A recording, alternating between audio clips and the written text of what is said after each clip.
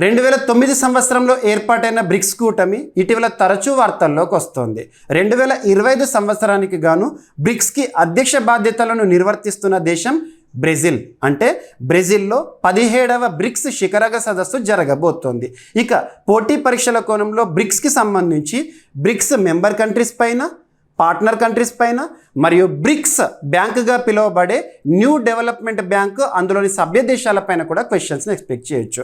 ఇక్కడ పోటీ పరీక్షల కోణంలో బ్రిక్స్ మెంబర్ కంట్రీస్ని గుర్తుంచుకోండి. ఫౌండింగ్ మెంబర్స్ వచ్చేసి India, China, south Africa, Russia, Brazil.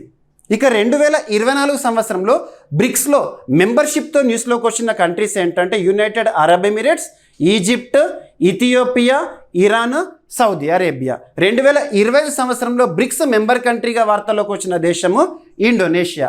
ఇక బ్రిక్స్లో 10 పార్ట్నర్ కంట్రీస్ ఉన్నాయి 2025 జూన్ మంత్ నాటికి. 2025 జూన్ మంత్లో వియత్నాం బ్రిక్స్లో న్యూ పార్ట్నర్ కంట్రీగా చేరింది. ఇక ఇతర పార్ట్నర్ కంట్రీస్ విషయానికి వస్తే Belarus, Bolivia, Cuba, Kazakhstan, Malaysia, Nigeria, Thailand, Uganda, Uzbekistan. ఇక బ్రిక్స్ బ్యాంకుగా పిలువబడే న్యూ డెవలప్మెంట్ బ్యాంకులో 9th మెంబర్ కంట్రీగా ఇటీవల అల్జీరియా మే 2025లో వార్తల్లోకి వచ్చింది.